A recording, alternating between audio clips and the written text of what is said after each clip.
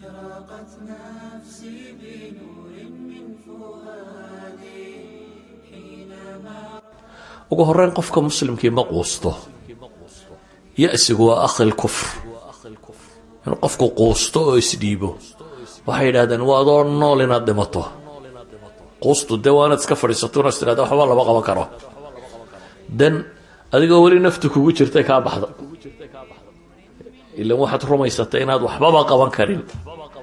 jas xaggii la ysaga socdo uun inaad adna ka mid ahaato ma aha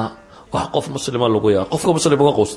xaddu nabi maxamed gaarsiiyay calayhi salaatu wasalaam inuu quraanka iyo nusuusta badan ee yasiga gaalnimo ama kufri ama waxa la mid ah ka tilmaamaysa marka ka nimaadno wuxuu nabigu leeyahay xadiiska مثلا صحيح الادب المفرد ka qoran in qaamat as-saa'a wa fi yadi ahadikum fasila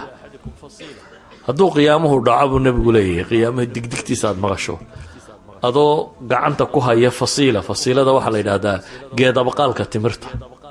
timirta inta geed yar la gooyo la abqaala geedka yar timireed hadaad gacanta ku hayso oo qiyaamaha xagga ka soo dhacayo nabigu wuxuu leeyahay fa in istata'at alla taqum fa in istata'a alla taqum sa'a hatta yughrisaha falyughrisaha hadaad awoodo inaad beeri karto inta qiyaamaha si dhicin beer buu nabigu leeyahay وقيامة بدعي يعوني دونة طلو يا كذا ما يدونه على تلمامه قفك مسلم كاهي إنه أجر شقيسته وقف وحقبض له النقضه ولو ظرفه هبير هذا وقتك هو ما هالنقضه even though أنا عيد بجيت كانوا هاري دوننا وقيامة كله عيدونه هذا أنا قفك مسلم كاهي قف برودكتي فيه قف وحقبان كرينه قف وحبدل كرينه فأنا شيء سليبين إنه نقضه